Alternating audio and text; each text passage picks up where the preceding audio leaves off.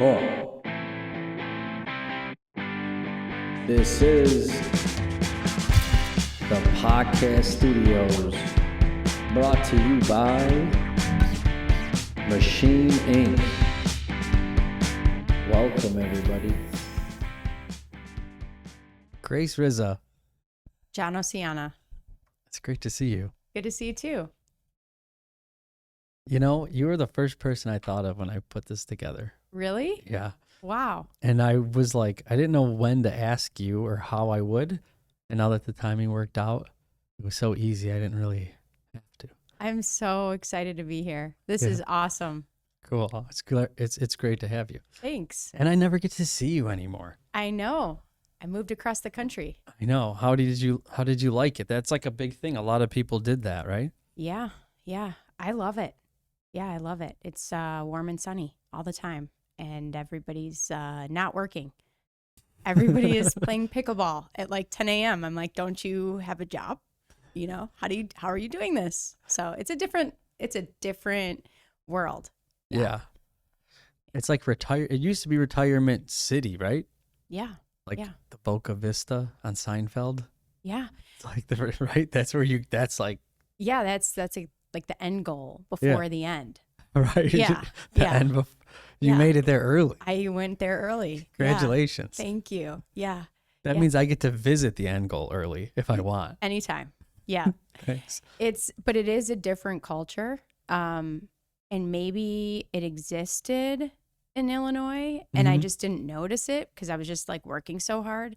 And now that I'm working from home and my whole team is remote, I'm looking out the window and like longing for pickleball days.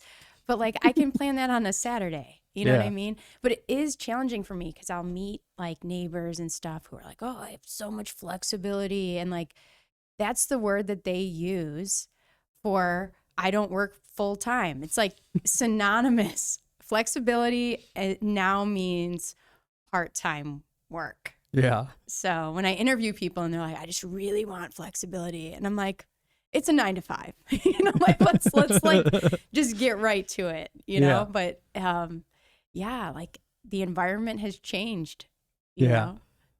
Working from home is a huge flexibility. Like Maria used to work from home. Now she doesn't right now. And she really wants to do it again. And it's not as prominent as it was because of COVID. Like it kind of not all of it, there's some change. But you being able to keep that is kind of like a unicorn. That's like a great position. I think it is somewhat flexible, but I think it's more the illusion of flexibility. In our agency, we have certain break times and we take breaks just like if you were in the office. And, if every time someone needs to talk to you, it takes you 10 minutes to like get back to your computer. Like we know you're not working, so Yeah. it's brought a ton of benefit. Like you can physically be home, which is super helpful. If you have Yeah. young children, I think it's super helpful to just even to physically be in the house Absolutely. is helpful. But it's kind of a double-edged sword because then you hear what's going on. You still need childcare. Like you still need to be able to put in a full-time effort. And I think that brings a whole new set of challenges and distractions. And some people don't do well mentally working from home, like just Yeah. not getting out of the house. Yeah. So it's great, but it's also really hard to sift through applicants and go, okay, does this person want to work from home or does this person actually not want to work? Yeah. That's the challenge because a lot of people applying to remote positions are looking for, quote, flexibility, and they're looking for easy, and they're looking for maybe taking 2 jobs. That's the new thing. If I can take 2 paychecks at once, I can make so much money On a flexible schedule. with my flexible schedule, and I'll just work part-time both jobs and it'll be great. And then you see these resumes where they literally list both jobs on the resume. Like these are the really smart people. They literally will show the overlap. Yeah. No, both full-time. You're like, come on. 80 hours and kids. Yeah, exactly. So it's getting harder, I think, to refine and like choose the right talent. But I'm loving it. I still love it. It's Yeah. still worth it. Yeah. Working remote is awesome if you could set that up. I think the whole working mother, early mother is always a challenge. Like it's hard to gauge. It's hard to gauge where they're at emotionally and things like that.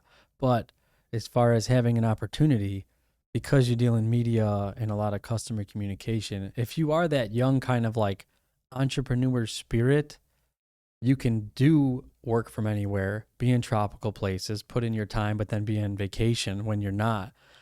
And that is something that you get the entrepreneurial like lifestyle without the entrepreneurial responsibilities, Yep. you know, which a lot of people coming up don't really appreciate until they've kind of been through the ringer Yep. and made it out. I always say to my clients, I always say, okay, I always ask, why are you doing this? Like, why are you going into business? Like, what's driving you?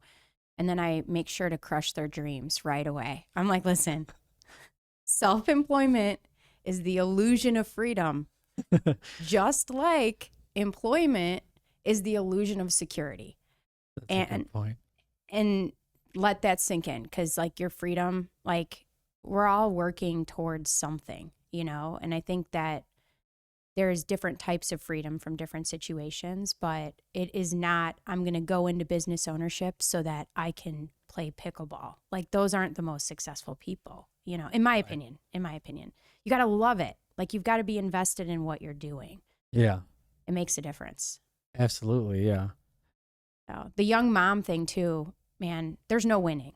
So for the business-minded woman, whether you're working full-time for somebody else or you're trying to start a business, just realize there's a lot of self-loathing that comes with that journey, because you cannot be two places at once. You take the job or you start the business, and you're going to have some like great aunt somewhere or like grandparent, you know, shaming you for not being, you know, raising your own children. The phrase that needs to go away forever.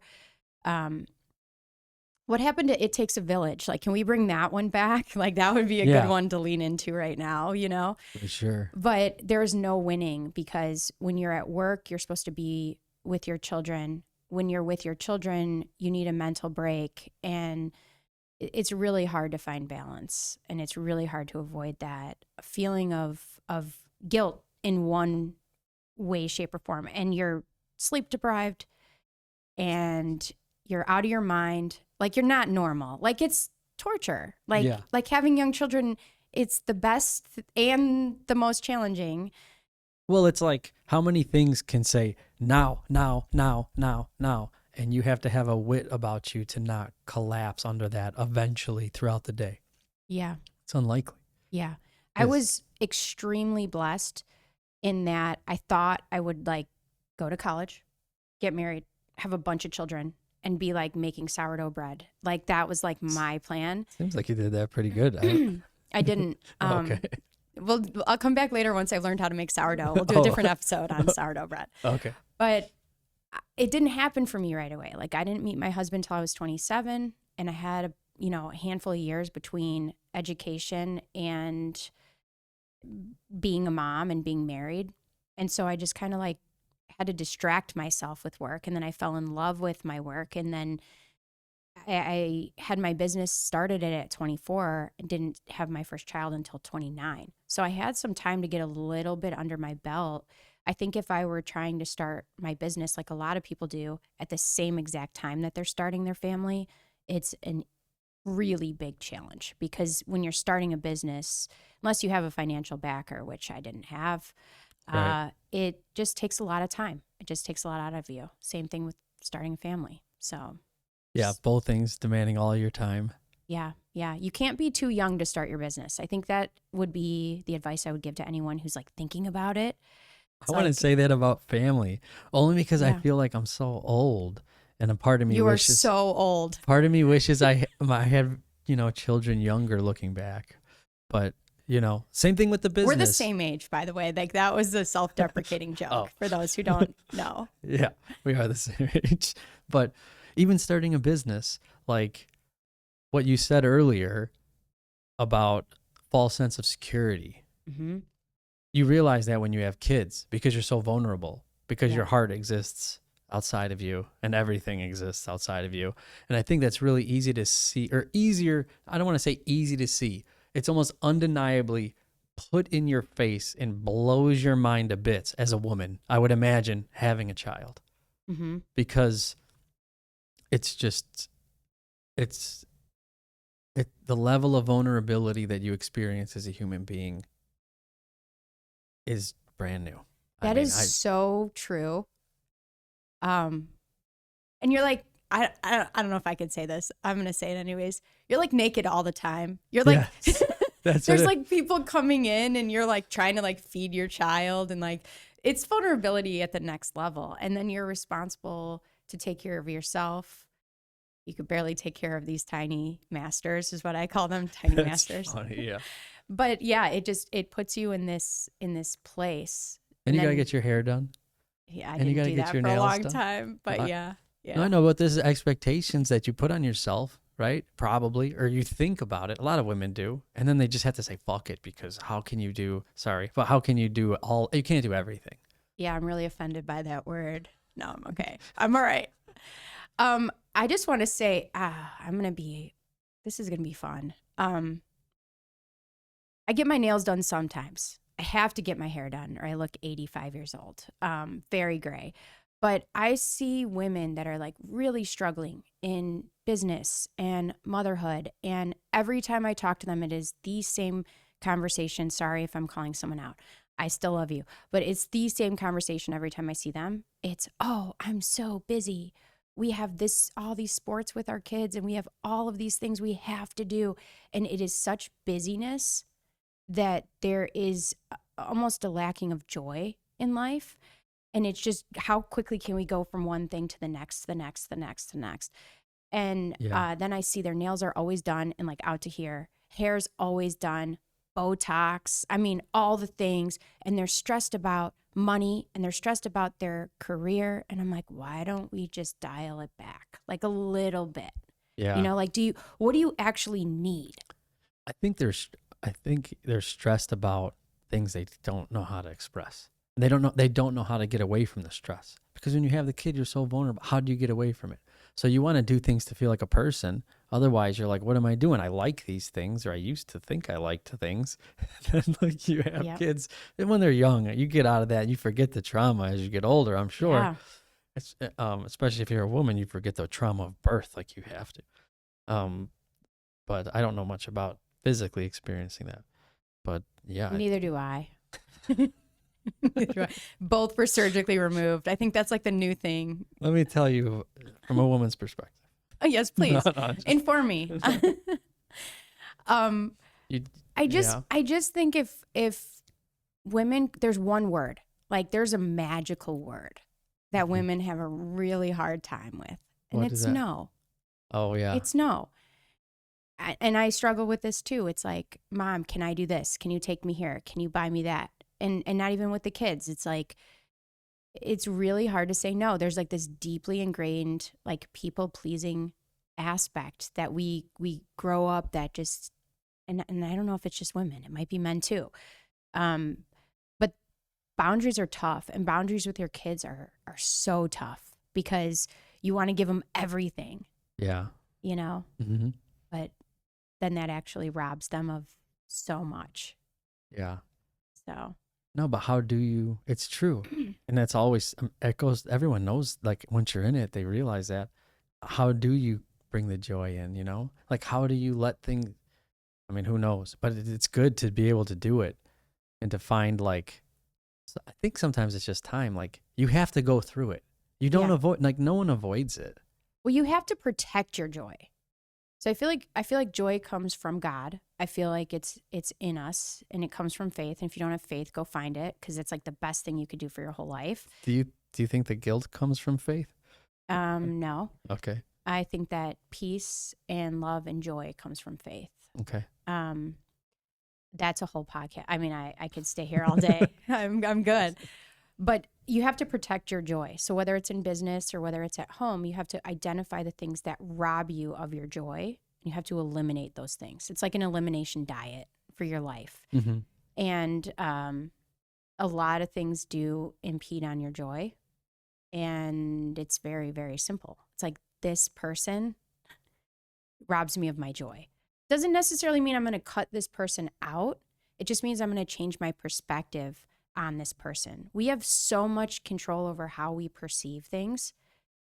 And if we don't take the time as human beings to critically analyze our perception, if that makes sense. Yeah, because you could reframe it in a lot of ways and feel differently about it, and maybe. And then you have control over your joy. Yeah. Because you're controlling your perception. So I could either view this setback as this horrible thing and I could feel like a victim, or I could view this setback as the best learning experience, and how am I going to avoid this again? And just embracing that mindset over and over again in any aspect of your life just catapults you.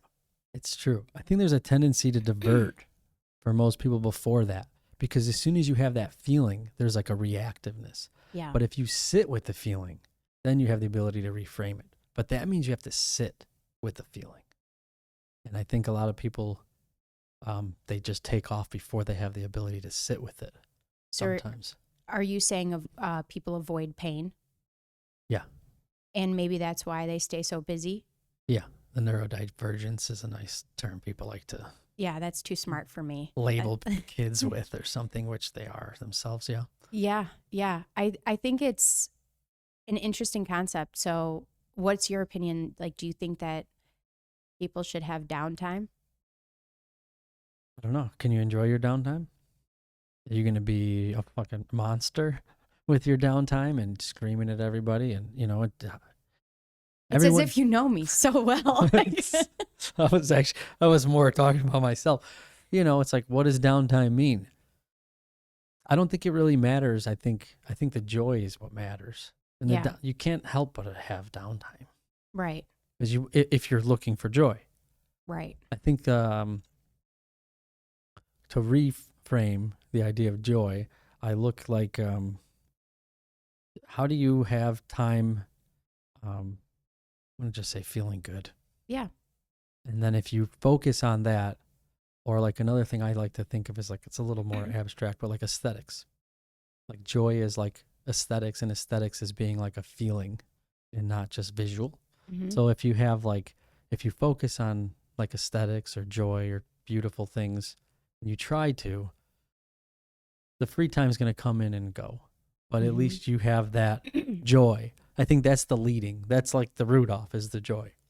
Yeah. And then the downtime kind of automatically finds its way in, because if you're living in joy, of course, downtime's a part of it. Yeah.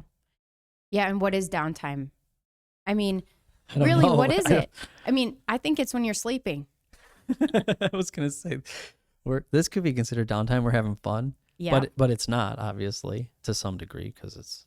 I think it's a matter of like defining it. Yeah. Like Sundays is our downtime.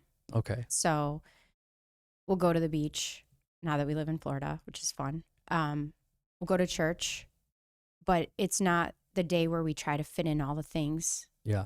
But I will spend a couple hours straightening my house and putting things away, because during the week I don't really get the time to fully do that. Yeah. And that makes me feel peaceful. So even though that's somebody else's work, Yeah. like for me, that's like my peace. That's like my downtime. Whereas someone else might crack open a book and read it, For Yeah. me, like I want my environment to be put together like one day a week, like just one day. I've set the bar very low. Yeah. Yeah. No, in that regard, I think downtime is important. Yeah. Yeah, because it's not, you don't feel it, to be able to move about your space without feeling obligated. Yeah. That's definitely necessary. 100%. That is the best definition I've ever heard of that, is to move about without feeling obligated. And basically it just means you're doing what you want to do in that moment. Right? Right. Wow. One day a week. Just do what you want to do. Yeah. One day a week. And just have people respect that you're a good person and you're going to think about them, but you're going to do what you want to do. Yeah. It's hard to do. It is. It is, because we want to like please everyone around us, and we don't ever want to say no. So that's tough. Yeah. And I have so many opinions about how things need to happen. Really? Yeah, you wouldn't imagine, right? But so it's, part of it is kind of like being observant, like being kind of isolated in the downtime, or trying to, not being like unavailable or like, not there or not present, Right. but just sometimes I try to let things kind of play out. And I'm like, man, I'm glad I didn't say anything, because I probably would have made this a terrible situation. And it was just like a little hiccup. Well, I find triggers very interesting. Like, I think we all have triggers. I know my husband's very well, probably better than I know my own. But we all have triggers, right? So we all have these little things that once they're exposed, whether they're little insecurities or they're things that we're not even totally aware of, that just like you get reactive, and then you have to like force yourself to go, why am I reacting to this way? Like, why did I just have that reaction? And I think there's something like deeply beneficial about being in touch with your own triggers. I don't know. I hope I get rid of mine completely. That would be fantastic. But I think if you're not thinking on that level, you're just kind of like blowing through life, like reacting, like Yeah. going from one reaction to another with no real intentional like focus on how you're processing different situations and engagements and things like that. So you kind of do become a victim to your surroundings if you don't have that time to be introspective about your reactions to things, or being even in touch with what triggers you, Yeah. I don't know if that makes any sense. No, it does, because sometimes what happens is if you justify your trigger, it's not your trigger, because it's a reason.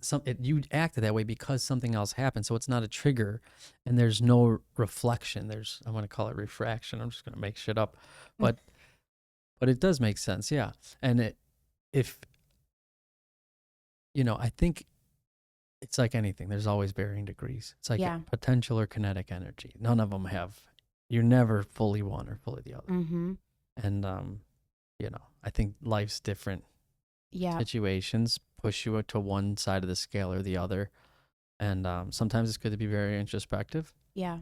But like, say you're doing something like this, it's gonna, just from my perspective, like skating. You can't be introspective. Mm-hmm. You have to be the opposite of introspective. Yeah. You have to not think. You have to be very much mind, body, succinct, and no thought, because it's very much like a ballet of sorts, which Less choreographed. yeah, less choreographed, but attuned. Otherwise, you eat shit.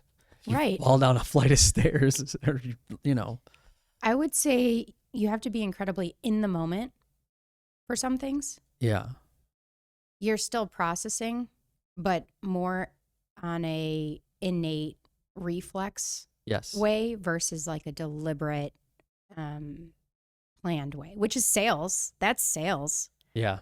Oh, for sure. That's sales 100%. We got cold and warm water if you want it. Oh, of course we do. It's quite the studio. So kind of going to this work-life balance talk, like this just thing. I think when you perceive everything as work, you feel run down, you get burnt out. When you perceive everything as a choice and you realize that you're choosing this work and you're choosing this life and you chose to have children, and Take accountability. yeah, then you actually have the ability to live in a place where you're not resentful of your responsibilities, but you're grateful for your responsibilities because it's giving meaning to your life. So I think it's a mindset thing, number one. And number two, I think mindset is only so much choice. I think 50% of it is health. Like I love that physical. you're going to say that. I was just thinking that. Physical health, because I could tell you right now, and I'm going to speak for all women, childbearing years. You tell me you're going to be positive on like your worst hormonal day. Like it's very, very challenging when your hormones are working against you. And I can compare that to being like ill or being unwell. It's hard to be mentally like grateful and present and joyful Right. when you're miserable physically. Yeah. It messes with your brain chemistry. So I think there's two parts in like being successful and protecting joy. I think it's mindset and the chosen mindset, but then I also think it requires choosing health.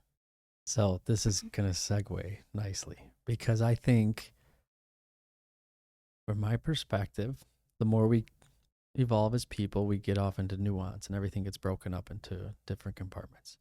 And you have mental health and physical health, and those are one thing. Mm-hmm. I'm going to say that. Yeah. With no medical background. This is not medical advice. We are not doctors. We are not doctors. I'm going to say that.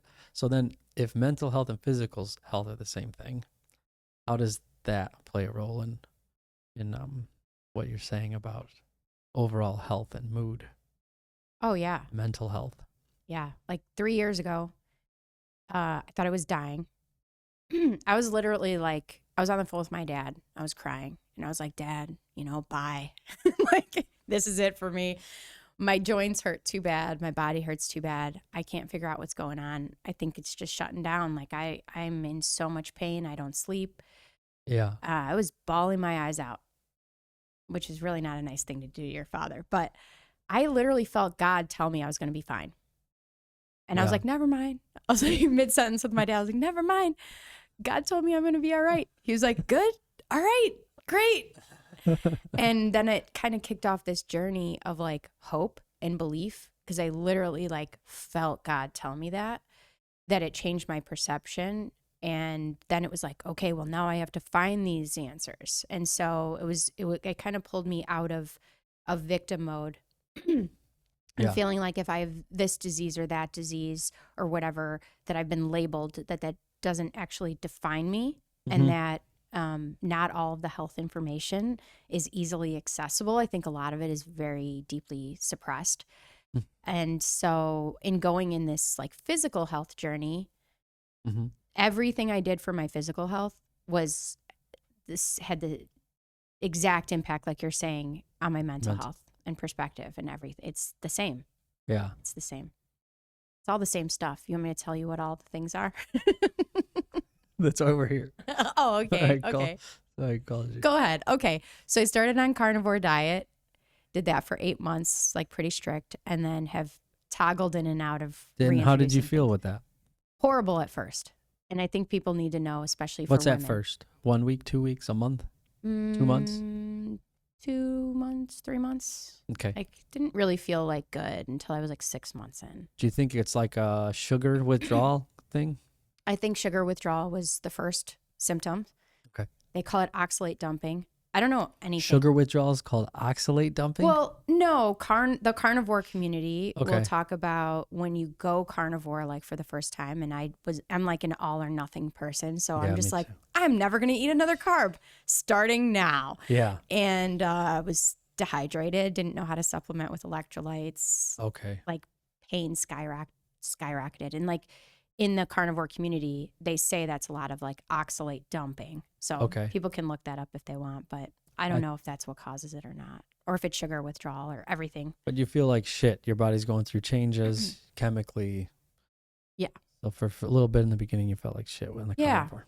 I didn't feel great, but then I looked good.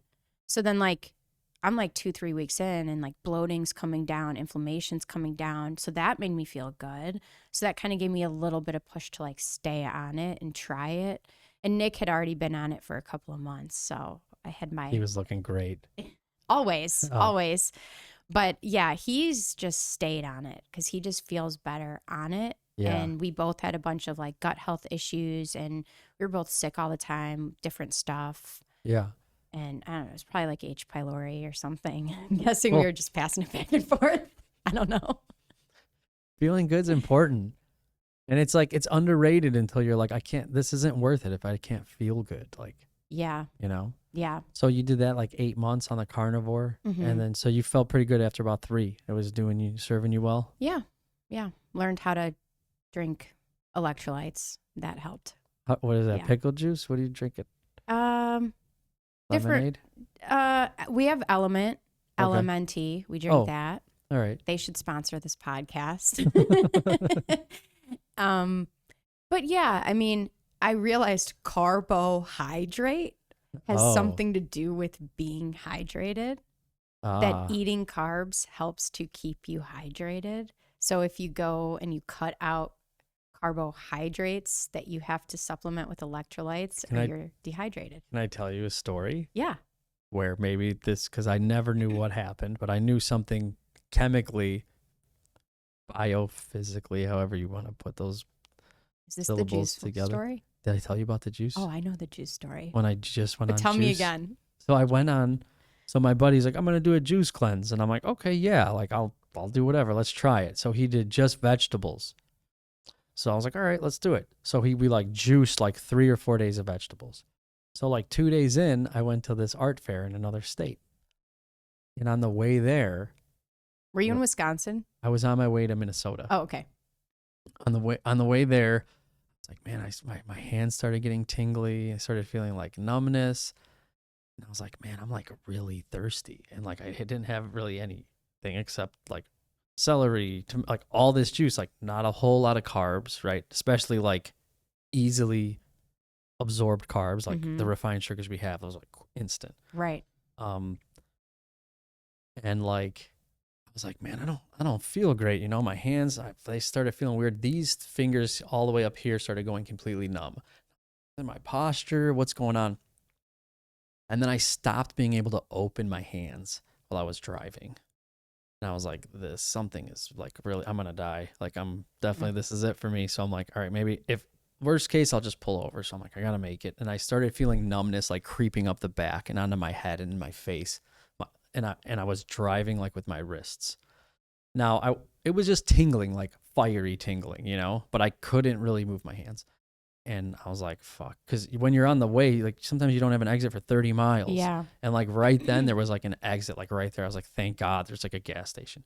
So I get out my car, run into the gas station. Like I can't really like open the handles, and I get a Gatorade and I like open it in my arms. And like as I'm drinking the Gatorade, like all of it just dissipated. Yeah. And I don't know if I like needed sugar, I was starving, if it was just like for some chemical or mineral that I just totally didn't have, that I was like reliant on for energy. 100% it was the electrolytes and not the artificial dyes. I'm just going to go out on a limb and You don't say, think it was yellow number 5? I don't think it was yellow number 5. Jeez. No. Yeah. So that like, well, that scared me pretty good. Yeah. And then I was like, I never knew what it was. And then I tried to like talk to some doctors and it just went nowhere. And then I never really had an issue with it after that until like later on. And then I realized kind of the same thing. Like I got to have a diet that fits like my activities and doing something that's, I don't know what you call it, like exotic or, you know, like not normal. Yeah. Risky. Don't just flip your diet because you are a chemical mineral Yes. composite, and Yes. there's some chemistry. So, but yeah, after that, then I didn't have much problems for a few years, and then I kind of had the same situation with inflammation, and I found ton of relief, staying away from refined carbs and sugars. Yeah. But I eat tons of natural sugars, Yeah. Like a lot of fruit. a lot of fruit. Yeah. We eat fruit too. Yeah. We're not super like strict carnivore. Nick eats fruit. I eat fruit. The girls eat whatever they want. But Yeah. we're Right. teaching them. My philosophy with the kids is like, if we go somewhere, you get one sugar. Okay. Pick your sugar wisely. Okay. If you're going to eat that, you're not going to eat that. You're not going to drink that and then eat that. So they get like one sugar. If Right. we're at like a party or an You're event. not getting a Cinnabon with a Pepsi. Right. You It's imagine? either the Cinnamon Or or the the Pepsi. Right. No, I don't let them have Pepsi. Like, it's to the point where like someone will offer them something and they'll look at me and be like, no. We were at a fest last night. They're like, we're not wasting our sugar on that cotton candy. We want a snow cone. They I was got like, don't get the red dye. it. Yeah. Oh man, having kids is fun. Yeah. It's like walking around with extra versions of yourself. And like Yeah. the hardest part is like parenting yourself out of them when you're like, oh, Yeah. you got that one right from me. Okay. I'm paying for it. The But- snow cones was a thing. Yesterday we were at the Bloomingdale, Mhm. and that was the longest line. I'm like, who cares about a snow cone? Like it was like everyone wanted the It was snow very cone. hot yesterday. That's true. That's why. It was a lot longer than the ice cream, though. Ice cream's way healthier, though. Is it? Than a snow cone? Oh, probably, There's right? fat. I'm a big fan Oh, of fat. I yeah, took that a bite makes of butter sense. yesterday, just in passing. Just, Just Hold totally on. normal. Like, it was good. It's Wait. salty. So here's the thing. If you took a bite of it, that means you bit the stick. I did. Yeah. Otherwise, you can say a spoon of butter. Nope. Straight bite right off the stick. And it was one of those like thick sticks too. It wasn't even like a skinny, it wasn't even a clean bite. Well, yeah, you need it. Yeah, it You was know? a great snack. I was Yeah. busy. I mean, Yeah. I no, was like working. I was like, oh, I'm hungry. Butter. Good. I'm good. yeah. It's I- great. I don't think it's bad for you. No, I think it's great for you. I mean, Especially I think the we've, Kerrygold, good butter. yeah, it was, no, I don't buy Kerrygold. Oh. It was truly, Oh, was it? Yeah. You know, a lot of delis you can get butter if you go to the right places. really? Like, That means I have made. to leave my house. Oh, Never you mind. know, We're out. We're out of that. that's part of it. But yeah, the health journey. So now you're doing much better, obviously. Oh yeah, for me it was like it wasn't really a choice. I was like, Same. yeah, you just couldn't like you felt with your dad. Mhm. I just like part of me. Life can be so hard, and when you feel like shit, I remember being little and getting like really high fevers and being like, we can do that, we could end it. Like this fever's pretty bad. Like, you know what I mean? It's just like, You remember when had I a had good run. mono oh yeah, and I changed my voicemail on my phone to that song What's- from what movie was it? I think it was Adam Sandler. He's singing like "Somebody kill me, please." oh yeah, he had some. We'll great, have to link to it in Yeah. the show notes. we might, yeah. But like then everyone was really worried about me, and I was like, "Yeah, I've been here for 5 days. Like it's pretty bad. It's pretty bad." No, if you're sick enough, like you're like, God take me. Like Yeah. you're there. Yeah, I wasn't really, I felt terrible. And I told myself, like, I don't know what's causing this, but I know I'm going to get out of it. Yeah. I felt more like I was in like a trap because of because I was getting vertigo. Mm. And you feel very like stuck in you're like very aware that you're a person. Yeah. And then like, because when everything's spinning, it doesn't necessarily feel separate from you because it's like moving Yeah. with you, but you do feel like very isolated for some reason. Can I share something I did health wise recently that made like a giant difference? Yeah. Might get your podcast taken down, but It's okay. I don't know where it's going. there's a doctor called Dr. Lodi, Lodi, Okay. and he like puts out content and stuff about parasite cleanses and antifungal protocol. And I did one of his like intense, but I did it like halfway because I'm like, I'm a small person. You know, I'm not going to take this twice a day. I'll just take it once a day. And I had this facial redness, like rash for years and years. And it's still there, but it's like way faint. It's like you could barely see it now. I think it was fungal, as disgusting as that is to admit to the Doesn't sound world. fungal. No, I think the fundamental of life is you were on a podcast. You told me about fungal. It's Yeah. the basis of everything. I Yeah. don't think it's dirty. Well, talking about being vulnerable, Yeah. it cleared it up, but it was like a bunch of different medications, antiparasitic, like several of them. And basically his philosophy is if like you blitz the stuff, because when your immune system is overburdened, then it can't, or if it's dysfunctional, Yep. like our family has a lot of autoimmune conditions. Yeah. So if your immune system is dysfunctional, you get overburdened by things that you otherwise would be able to clear. Yep. Bacterial infection, fungal infection. So cleaning up the diet, I feel like is step one. And then step two is really like battling that overgrowth, kind of like blitzing that the toxins in your body and the pathogens in your body. And then it's like maintenance. So it took me a few years to get through that whole process, but it was like 37 years of eating whatever I want and drinking whatever I want, not paying attention. And then like 3 years of being really intentional Yeah. and now feeling really good. So I guess I share that because like for someone who's starting that journey, Yeah. like don't give up. You're going to start something. You're not going to feel better the next day. Like these habits have to really set in and stay with you. And you need to give your body sometimes years to get to that other side of health. Yeah. Yeah. Because it takes time for your body's chemistry to change. Mm-hmm. And then I think too, other ways to like, because they say it's all like everything's inflammation. Whatever's bad for you causes inflammation. That's what it seems like to some degree. And then that's the pre-element to like other things being suppressed. I don't know if that's real or not. Well, I think inflammation is a reaction. Yes. It's not the cause. It's the body's reaction to whatever is making it inflamed. Like if you're in a moldy environment, you're going to have different manifestations of your body trying to fight that mold. Right. Processing those spores. Yeah. Yeah. I think after you get the diet in check or while you're getting the diet in check, it's kind of trial and error, right? Yeah. Because some people, they don't want to eliminate everything. You know, they Yeah. don't have to. They want to keep Do it some- anyways. They should, so that they Yeah. know what the triggers are. But I think something that I know you do that I have tried recently a few times that I really liked, I think you have to find ways to down-regulate inflammation Yeah. by intentionally causing it, I know where you're going. either with excessive exercise. Never tried that. That's the best way. Yeah. Excessive sauna. Don't do excessive anything, or the cold plunge, right? Yeah. And it's like anything, you got to grow into it. Don't Yeah. just go and try to do excessive anything. Cold plunge is way easier in the summer in Florida. Way easier You can, because you're hot you get to like, and you're like, okay, this is miserable, but it's like a few minutes, so I'm fine. can you breathe? Does the heat help you not lose your breath when your You know- balls touch? Well, I don't have balls. It doesn't affect my ovaries as Do far they? as I know. Okay, when you get to here, I don't know.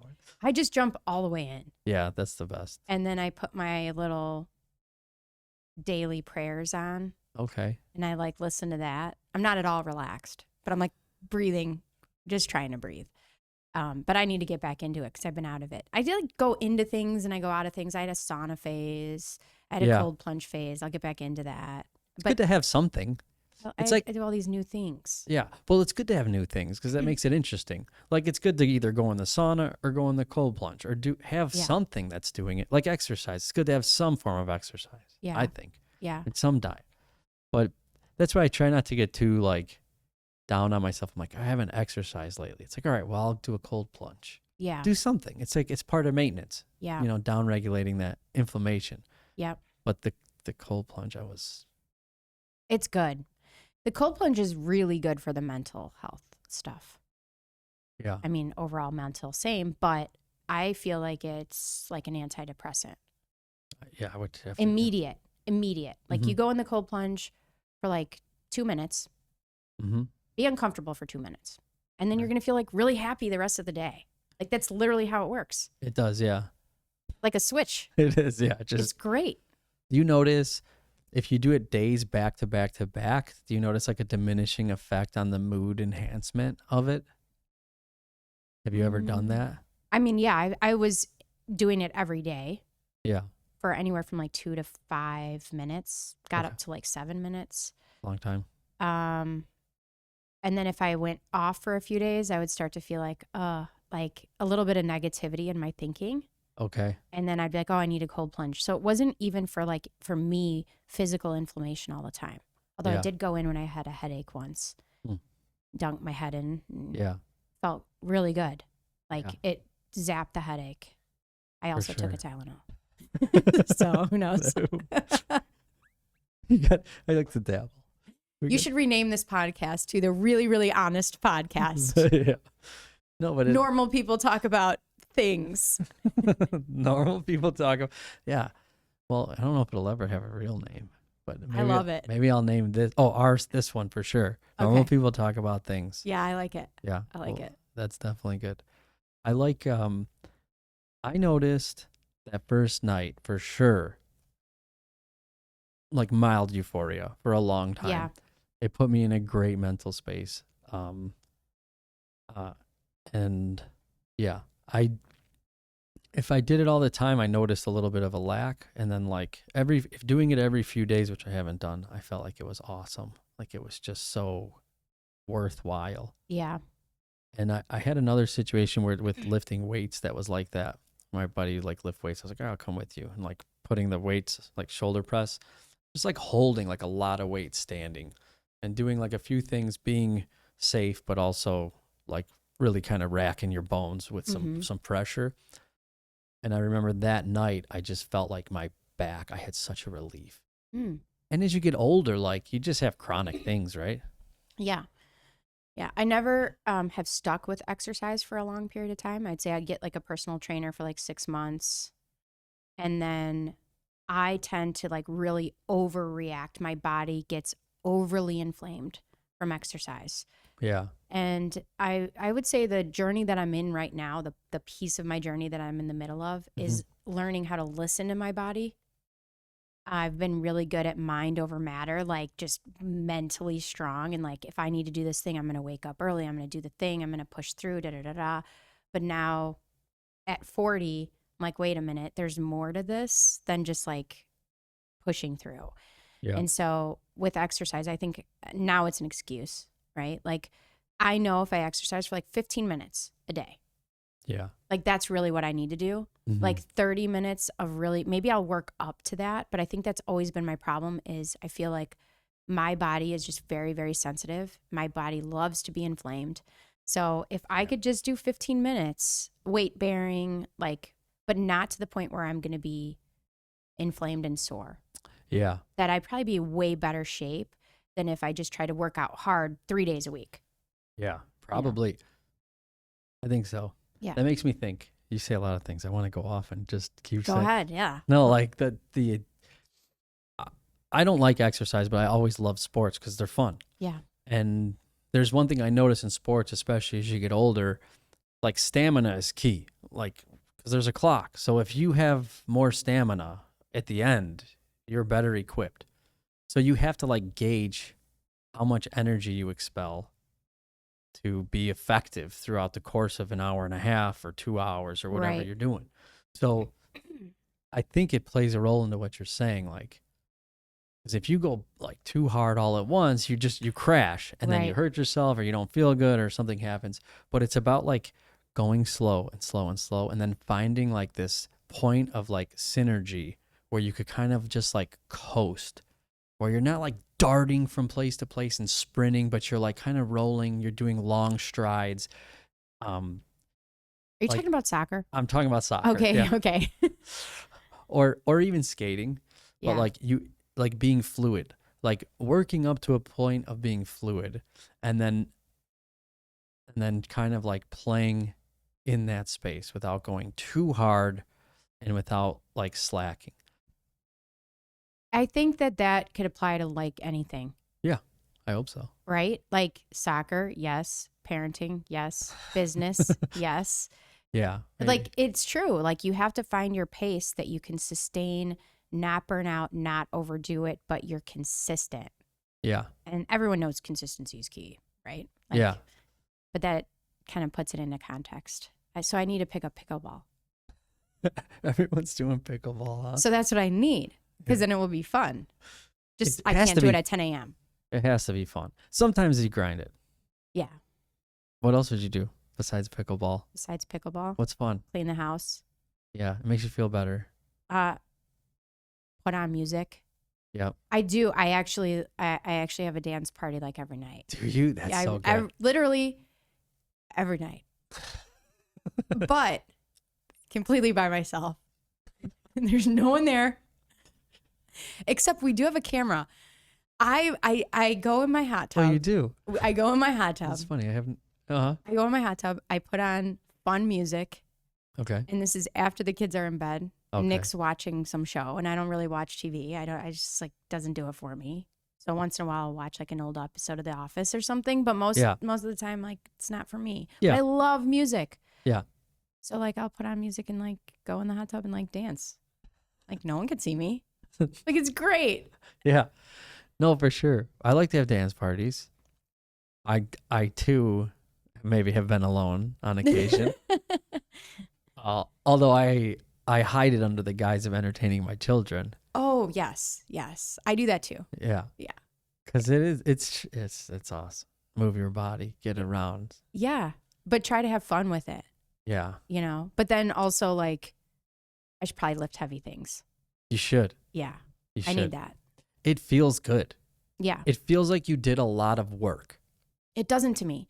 It feels like I did nothing. It feels like I lifted this heavy thing for no reason. I didn't accomplish anything. Like in my mind, that's why I really hate working out, is because I'm like, don't I have things in the house I could move around? Do you know what might help? This is what I find. I agree with you. If you're doing reps, you have somebody there to help you push out like the last few reps, because the reps that you can't get out that you really I'm not want going to. to push myself that hard Oh, well. because then I'm all inflamed. We just talked about this. Well, yeah, that might do it. Yeah, you're like a jogger. Yes. I'm like a speed walker. Yeah, swim. Yeah. that's I'll go to the true. mall. That's But then true. I'm not lifting anything heavy. You might like not reps, but just stacking weight, where it doesn't feel like a lot of work. You're like, that wasn't a lot of work, wasn't that hard. It was like a minute or 2 minutes. I don't feel any different. But then at night, I feel like there's an expansion that happens because of the pressure. But Yeah. that's just, I do like body weight exercises for like 15 minutes. that's That's the like best. what I'm doing. Yeah. That's like, well, what I should be doing. What I will be doing. Okay, Yeah. I'm committed. You're committed now? I'm committed. We'll talk in a year. Okay. Let's do that. You want Can to we see talk it? next year? We could talk in a year. And then we could see if I did any heavy lifting. Do you want to do heavy lifting? Or I does it- do. Do you? Okay. I do. It's worth trying. Yeah. I got to try pickleball. I might try pickleball. I can't commit to that one yet. I don't know. Well, like you said, you got to do what you like. You got to do what's fun. You got to find your rhythm, Yeah. especially as an adult, especially as having kids. Yeah. It's all like, It's busy. it's busy. It's busy. Well, is it okay if I leave your audience with one thing? You could say whatever you like. Find joy. That's it. Find some joy no matter what it is you're going through. Just preserve and protect your joy. Yeah. Amen. We'll see you in a year.